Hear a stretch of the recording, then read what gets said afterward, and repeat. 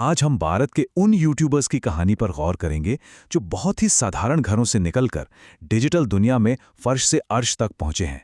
ये सिर्फ एक कहानी नहीं है, बल्कि ये समझने की कोशिश है कि क्या यूट्यूब वाकई आज के दौर में सपनों को सच करने का एक नया जरिया बन गया है। क्रिएटर अक्ष वर्मा की कही ये बात आज के डिजिटल दौर की शायद सबसे बड़ी सच्चाई है। सोचकर देखिए, सिर्फ एक फोन और एक सपना और अपनी कहानी पूरी दुनिया को सुनाने का मौका। ये ख्याल ही अपने आप में किसी क्रांति से कम नहीं है। लेकिन इस सपने की चमक के पीछे एक बहुत कठोर हकीकत भी छिपी है। देखिए, एक तरफ तो शोहरत और कामयाबी का वो बड़ा सा ख्वाब है और दूसरी तरफ है असलियत, जहां क्रिएटर्स संसाधनों की कमी से जूझ रहे हैं। कैमरा नहीं है, इंटरनेट धीमा है और ऊपर से परिवार का दबाव कि ये सब छोड़कर कोई ढंग का काम करो। तो ये सफर शुरू होता है बिल्कुल शून्य से, उन मुश्किलों से जो शुरुआत में किसी पहाड़ जैसी लगती हैं, जिन्हें पार करना नामुमकिन सा लगता है। चलिए देखते हैं कि वो कौन सी चुनौतियां हैं। कई क्रिएटर्स के लिए तो पहली लड़ाई इंटरनेट की दुनिया में कदम रखने की ही होती है। इसे कहते हैं डिजिटल डिवाइड, एक ऐसी खाई जो अक्सर गांव और शहर के बीच होती है। खराब नेटवर्क और टेक्नोलॉजी की कम जानकारी एक ऐसी दीवार बन जाती है जिसे पार करना बिल्कुल आसान नहीं होता। और बात सिर्फ इंटरनेट की नहीं है, बल्कि बुनियादी उपकरणों की कमी भी एक बहुत बड़ी चुनौती है। आज के सबसे बड़े गेमिंग यूट्यूबर्स में से एक टेक्नो गेमर्स, उन्होंने अपने शुरुआती वीडियोस उधार के फ़ोन से बनाए थे।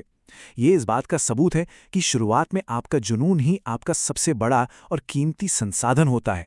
इस संघर्ष की गहराई बी.यू. निक यानी निकुंज लोटा की कहानी में साफ दिखती है। वो रात भर बार में काम करके सिर्फ 350 रुपए कमाते थे और कई रातें तो ऐसी भी गुजरी जब घर लौटने तक के पैसे नहीं होते थे और उन्हें रेलवे स्टेशन पर ही सोना पड़ता था। और यहीं से इस सफर का असली सार सामने आता है। जैसा कि ब्यू ने खुद कहते हैं, जुनून और संघर्ष तो सब करते हैं, लेकिन जो चीज एक सफल और असफल इंसान में फर्क पैदा करती है वो है त्याग, यानी कि सैक्रिफाइस। तो चलिए अब सफर के अगले पड़ाव पर चलते हैं। ये वो दौर है जहां रोज अथक मेहनत करनी पड़ती है। ये वो समय है जहां दूर दूर तक सफलता नहीं दिखती, सिर्फ और सिर्फ काम होता है। तो सवाल ये है कि कम संसाधनों में सफलता का राज क्या है। क्रिएटर अक्ष वर्मा के मुताबिक फोकस महंगे कैमरों या स्पेशल इफेक्ट्स पर नहीं, बल्कि कहानी पर होना चाहिए। एक जबरदस्त आइडिया, एक ऐसा टाइटल और थंबनेल जो ध्यान खींचे और साफ सुथरी एडिटिंग, बस यही है जीरो बजट में कामयाबी का मंत्र। और इस दौर में हर क्रिएटर एक वन मैन आर्मी बन जाता है। स्क्रिप्टिंग से लेकर शूटिंग, फिर एडिटिंग और एसईओ तक हर काम उन्हें खुद ही सीखना और करना पड़ता है, क्योंकि कोई और ऑप्शन ही नहीं होता। लेकिन इस लगातार मेहनत का भावनात्मक असर बहुत गहरा होता है। क्रिएटर रजनी भगत के ये शब्द उस निराशा को बयां करते हैं जब आप जी तोड़ मेहनत करते हैं और नतीजा जीरो होता है। तब ऐसा लगता है कि हिम्मत और दिल दोनों टूट गए हैं। और इसी निराशा के अंधेरे में जब हिम्मत लगभग जवाब दे ही देती है, तब कहानी में वो मोड़ आता है जिसका हर क्रिएटर को इंतजार रहता है। वो एक पल, वो एक वीडियो जब मेहनत आखिरकार रंग लाती है। और ये एक पल कितनी तेजी से जिंदगी बदल सकता है, इसका सबसे बड़ा उदाहरण है भुवन बाम। एक नए फोन के फ्रंट कैमरे से शुरू हुआ सफर और सिर्फ 3 साल के अंदर वो भारत के पहले ऐसे इंडिविजुअल क्रिएटर बन गए जिसके 1 करोड़ सब्सक्राइबर्स थे। हाल ही में एक ट्रेंड वायरल हुआ था, मेरा गरीब घर। इस ट्रेंड ने यह साबित कर दिया कि असलियत और ईमानदारी में कितनी ताकत होती है। क्रिएटर्स ने बिना किसी झिझक के अपने साधारण से घरों को दिखाया और उनकी इसी सच्चाई ने सीधे दर्शकों के दिलों को छू लिया।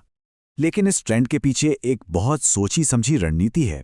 क्रिएटर मनोज डे समझाते हैं कि ये वीडियो तब सबसे ज्यादा असर करता है जब आपके पास पहले से एक लॉयल ऑडियंस हो। ये नए व्यूअर्स को खींचने का कोई शॉर्टकट नहीं है, बल्कि ये उन पुराने दर्शकों के लिए एक इमोशनल रिवॉर्ड है जो आपके सफर के गवाह रहे हैं। ठीक है, तो वीडियो वायरल हो गया, व्यूज आ गए, लेकिन उसके बाद क्या? वायरल सफलता के बाद क्या होता है? चलिए अब इस विश्लेषण के अंतिम हिस्से में देखते हैं कि इस चमक के पीछे की हकीकत असल में है क्या। कुछ क्रिएटर्स के लिए ये प्लेटफॉर्म सिर्फ पैसे और शोहरत से बढ़कर एक मकसद बन जाता है। स्ट्रॉबेरी की खेती करने वाली शीतल ने अपने प्लेटफॉर्म का इस्तेमाल अपने जैसे किसानों की समस्याओं को दुनिया के सामने रखने और एक सामाजिक बदलाव लाने के लिए किया। यहीं पर एक बहुत अहम सवाल उठता है, क्या लाखों व्यूज का मतलब हमेशा बैंक अकाउंट में लाखों रुपए होता है? क्या वायरल सफलता हमेशा आर्थिक सुरक्षा की गारंटी है? इस सवाल का जवाब रजनी भगत की कहानी में मिलता है। उन्होंने बताया कि उनका चैनल मोनेटाइज होने के 10 महीने बाद तक उन्हें YouTube से अपनी पहली पेमेंट नहीं मिली थी।